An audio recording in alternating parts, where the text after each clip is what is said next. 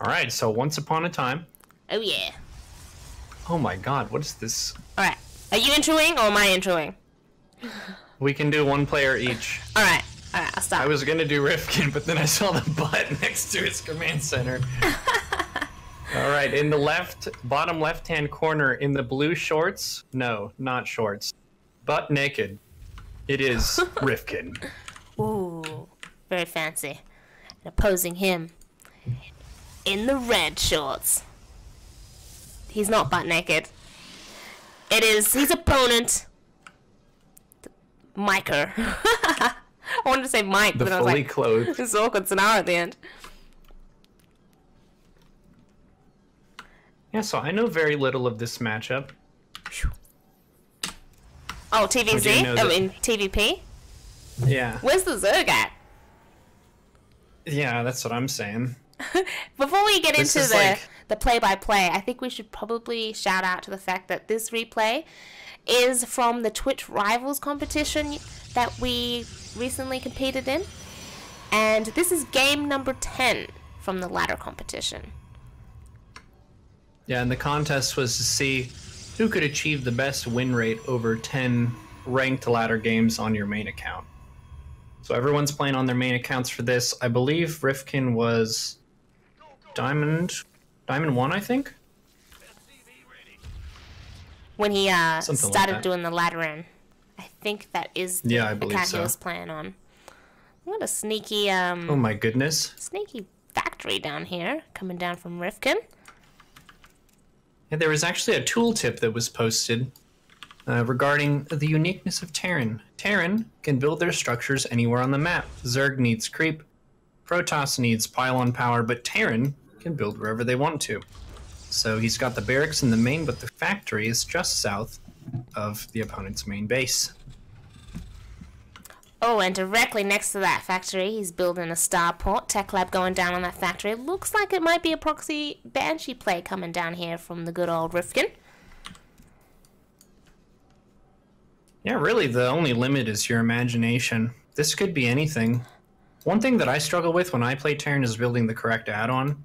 So sometimes you just have to go with the add-on you made. Looks like he's going for a tech lab. Yeah. This could be for a cyclone. Tank. Well, he does have an armory coming down in his main base, so yeah, it does look like he wants to go and opt for that mech transition. But more Thor drop. Proxy style. I love it. Let's see what creative build Rifkin pulls out here for the final game, Game 10 of the Twitch Rivals competition. It is a Thor drop, but we're supply blocked, so we can't build the... Okay, you got one. There we go. So this is actually a legit build. Ruff has done this to me a few times. And is it successful? It's definitely an experience. If you get caught off guard by it, it can be pretty confusing to deal with. And that's one of the points of value for unorthodox play, is if you surprise your opponent with something strange, they don't really know what to do. They can't really follow a script of, okay, this is my plan against this. There's just a Thor in your base of what? 4 minutes and 20 seconds. Yeah. Picks it up and boosts over. It's super early, and here comes the Thor drop. Only one Stalker to contest it. Stalker drops so quickly. He's now targeting down the pylon. Miker, in retaliation, he's pulling the probes off the mineral line, actually surrounding his Stalkers, delaying them for a couple of extra seconds. And now he's going to try and micro the weak Stalkers back. And targets down the SEV that's repairing the Thor, having to pull all the probes to try and surround the Thor, but there's just so much damage being done here from Rifkin. Yeah, you can almost hear the Thor just shouting throughout all this process. Look at this, it has 9 kills already. And these have been high value kills too. Stalkers and a pylon, a couple probes. Oh yeah, Thor is getting pretty low, so Rifkin decides to call down a mule to kind of repair this Thor. 2 Stalkers standing idly by. As soon as that pylon gets targeted down, these Stalkers call into action. 1 falls. Oh, it's so low! Oh, there is really not much here for Micah to do with this. He's gone for the 3-base Nexus play, and I think it was a little bit too greedy against what Rifkin had in store for him. Yeah, and there was a very distinct lack of scouting. So no knowledge of the second base, at least not a follow-up scout. So yeah, this third base is going to be sort of a backup main at this point. Because this location is lost. It's totally locked down by this Thor. And now there's a Liberator supporting the Thor Medivac Mule combo. Such good Liberator placement. Taking down a Stalker or two before it finally falls. But then his brother is here. The brother Thor has entered the arena, Neuro. And he is going to rain havoc on these probes in this natural mineral line. This is just ridiculous. Surrounding what are you the gonna say Thors, to your friends? Oh yeah, I played against Rifkin. Oh, how'd it go? Well, I died to 5 units.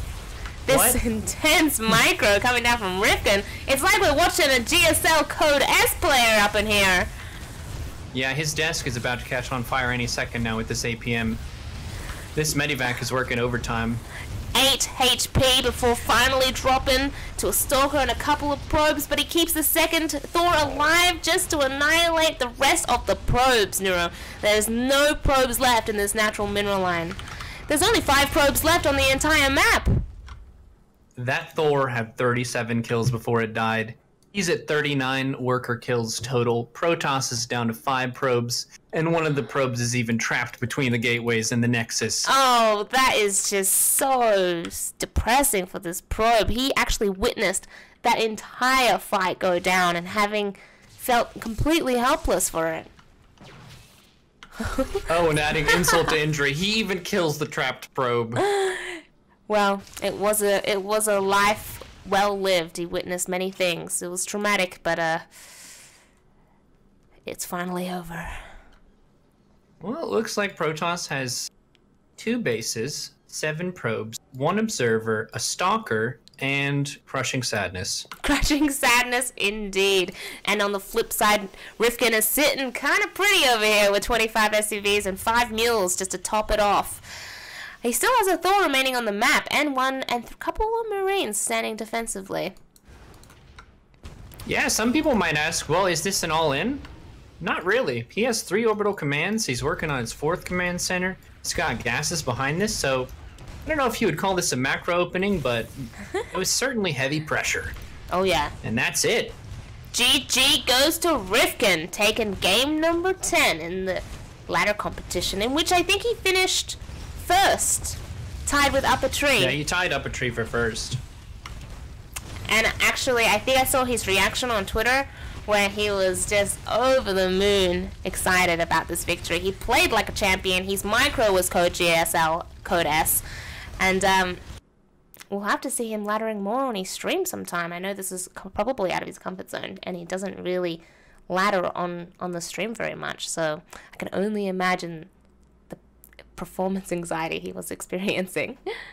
Yeah, he really brought out the inner champion inside of him. Well played, Rifkin. I thought the ladder race was really fun because it brought out the serious side of a lot of us, because we're generally trying to interact with the chat, and we play so many hours that a lot of times we can't physically play our best for that long. But for those 10, really turned it up. You probably went up really high in MMR from that. Well, yeah, when I was competing in the Twitch Rivals ladder comp section, I went 8 and 2. So I went from like 5k MMR to like 5130. Nice. And I was playing from Australia, so my ping wasn't the best half the games. And actually, in one of the matches, one of the losses, I had a mini blackout. So all my 3 monitors blacked out for 5 seconds, and then had a huge lag spike to catch up. It was really strange. Dang, but you powered through it.